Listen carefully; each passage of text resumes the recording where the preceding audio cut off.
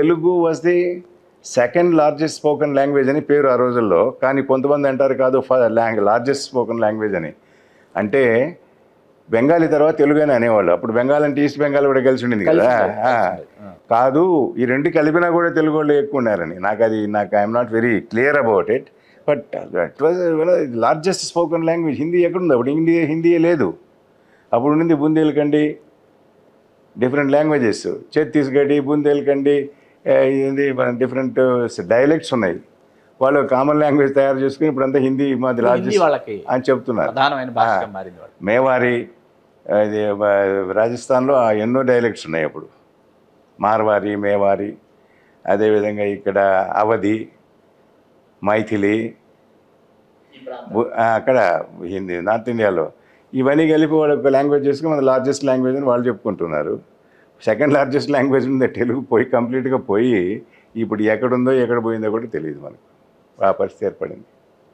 Sir, మీరు తర్వాత మీ జీవిత పర్యంతము మీరు నాస్తికులుగా మీరు ఉంటూ ఆ తర్వాత మీరు బౌద్ధంలోకి ఒక్కసారిగా మీరు ప్రయాణం చేశారు. ఆ ప్రయాణం ఎప్పుడు ఎక్కడ ఎలా మొదలైంది? అంటే ఒక విధంగా చెప్పాలంటే నాకు 23rd year నుంచి నాది నాస్తికవాదమే.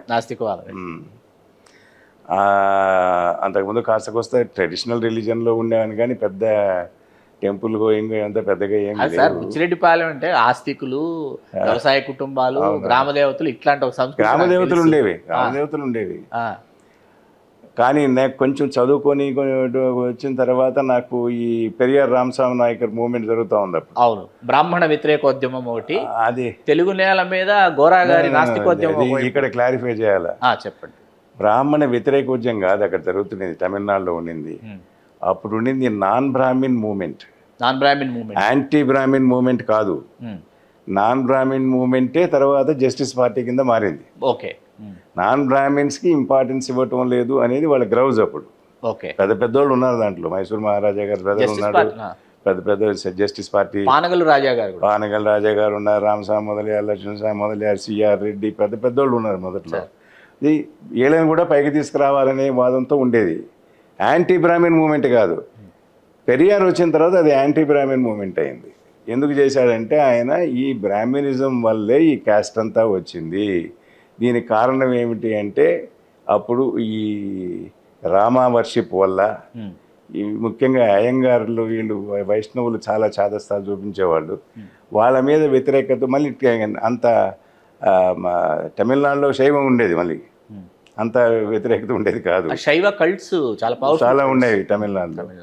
ఈ non Brahmin movement anti Brahmin movement అయింది. ఆయన థియరీ ఏమిటంటే, పెరియార్ థియరీ ఏమిటి, క్యాస్ట్ వల్లే ఈ దేశం నాశనం అయిపోయింది, అన్ఇంటగ్రేటెడ్ సొసైటీ అయింది అనేది నన్ను చాలా ఇన్ఫ్లుయెన్స్ చేసింది. ఈనాటికి కూడా నేను బౌద్ధానికి రావడానికి ఇదే కారణం. 5000 సంవత్సరాల తర్వాత if you are still in unintegrated society, what kind of culture is this? ఇంకెక్కడన్నా ఉందా ప్రపంచంలో? ఏ దేశంలోన్నా ఉందా ఇంత అన్ఇంటగ్రేటెడ్ సొసైటీ? ఎక్కడా లేదు. అది దానికి మరి బౌద్ధమును నాస్తికవాదమా? కాదు, బౌద్ధము నిరీశ్వరవాదం. అనీశ్వరవాదం అని కొంతమంది అంటారు, నిరీశ్వరవాదం అని. బిఆర్ అంబేద్కర్ సైతం బౌద్ధంలోకి నిరీశ్వరవాదం అంటారు. అక్కడ కాన్సెప్ట్ ఆఫ్ గాడ్ లేదు బౌద్ధంలో, జైనంలో రెండిట్లో లేదు కాన్సెప్ట్ ఆఫ్ గాడ్. అక్కడ ఉండేది కర్మ. కర్మ అంటే యాక్షన్. యాక్షన్ అంటే ఏమిటి? కర్మ వెనక ఉండేది ఏమిటి? చేతన, that intention defines your action. కుశల కర్మలు, అకుశల కర్మలు అంటారు. మంచి సదుద్దేశం చేసింది కుశల కర్మ, చెడ్డ ఉద్దేశంతో చేసింది అకుశల కర్మ. ఇవన్నీ డిఫైన్ చేశారు బౌద్ధంలో.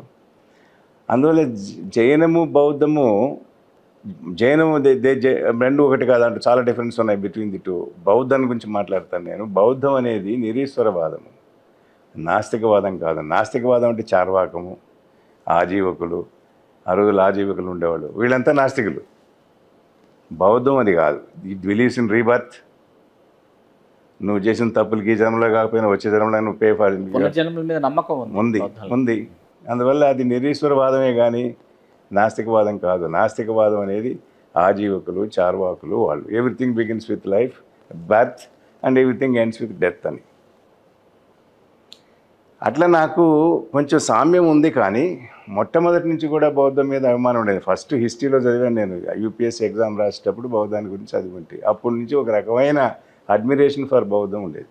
అది దట్ ఈస్ హౌ గ్రాడ్యువల్. తర్వాత నేను దలై లామా గారిని కలవడం, ఇక్కడ లోకల్ బుద్ధిస్ట్ అసోసియేషన్స్తో కలిసి ఒక ట్రస్ట్ ఏర్పాటు చేయడము, ల్యాండ్ అక్వైర్ చేయడము. ఒక ఇప్పుడు ఆ రోజుల్లో నాకు ముఖ్యంగా 1990s అప్పుడు నేను ధర్మపదం అన్నీ పబ్లిష్ చేశాను. పోలీస్ రీప్రింట్ చేశాను. రీప్రింట్ చేసి పోలీసుల ఆఫీసర్స్కి అందరికి ఇచ్చేవాడిని. ఎందుకంటే ధర్మపదంలో ఎథిక్స్ తప్పితే ఇంకేముండవు దాంట్లో.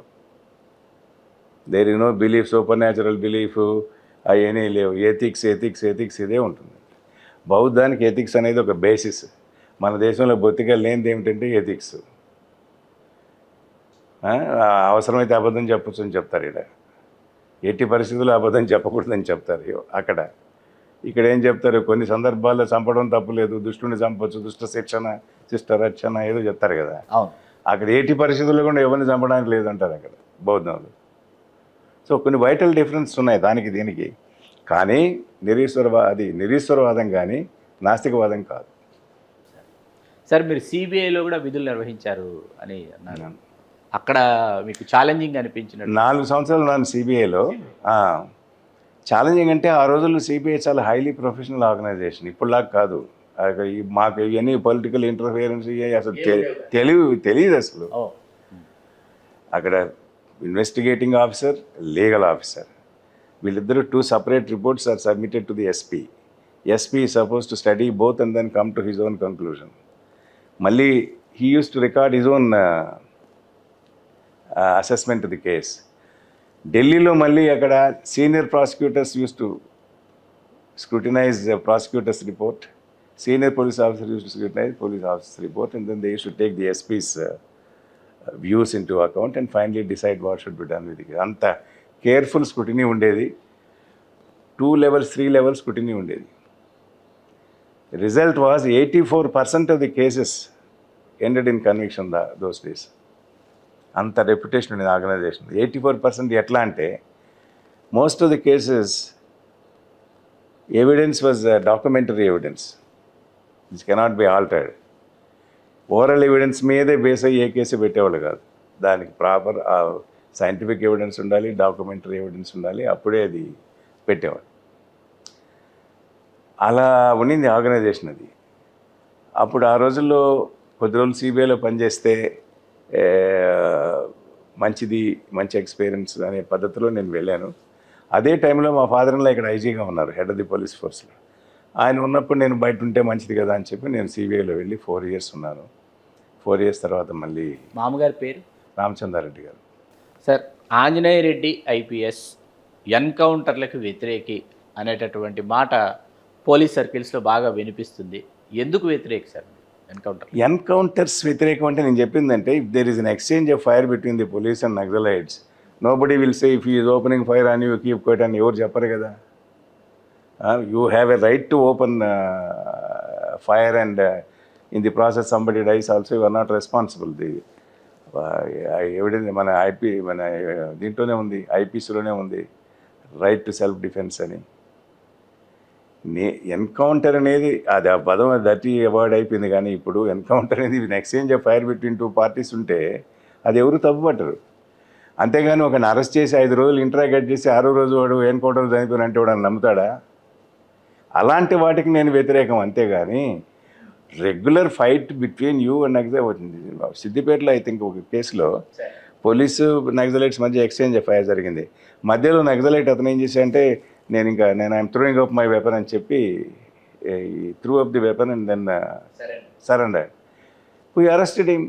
ఆ రోజుల్లో అరెస్టెడ్ హిమ్. ఆ వెపన్ సరెండర్ చేసిన పాడేసినాడు వాడు. That is policing, real policing. లేదు వాడు ఇప్పుడు దాకా మన మీద ఫైర్ ఓపెన్ చేశాడు కదా, మనం ఇప్పుడు వాడిని పంపించేద్దామని ప్రయత్నం చేస్తే అది పోలీసింగ్ కాదు. పోలీసింగ్ అంటే legally with in the 4 corners of the law ఏమి మనం చేయగలమని చేయాలి. అంతేగాని అవుట్ సైడ్ ది లా పోయి నేను చేస్తాను, జడ్జి పనిష్మెంట్ ఇవ్వటం లేదు కాబట్టి నేనే పనిష్మెంట్ ఇస్తాను, ఇదే జడ్జి పనిష్మెంట్ ఇవ్వకుండా తన ఈ షుడ్ బి హెల్డ్ రెస్పాన్సిబుల్. ఆయన కేసు అప్పీల్లో తీసుకుపోవాలి. అతను తప్పు చేసి ఉంటే హైకోర్టుకి పోవచ్చు మనం, లేదా లాలో ఏమైనా లోపం ఉందా చూసుకోవాలి. ఇవన్నీ లేకుండా extra legal solutions, illegal solutions, it will not help the police అనేది నా అభిప్రాయం. ఇప్పటికీ నా అభిప్రాయం అంతే. ఇప్పుడు లా ఇన్ఎఫెక్టివ్. ఇప్పుడు ఈడీ యాక్ట్, ఈడీ ఎంత పవర్ఫుల్ ఎట్లయినాడు? Law is effective law. అది Please do subscribe to Telugu Rajyam channel. Please do subscribe to Telugu Rajyam channel. Please do subscribe to Telugu Rajyam channel. Hi అండి, నేను మీ ఆర్పీని, నెల్లూరు పెద్దారెడ్డి చేపల పులుసు ఓనర్ని. మీరు తెలుగు రాజ్యం అనే ఈ యూట్యూబ్ ఛానల్ సబ్స్క్రైబ్ చేసుకుని మంచి మంచి వీడియోలతో వస్తారు. Thank you so much. Hi people, I'm Sonakshi Verma and you please watch Telugu Rajyam and please subscribe to the channel.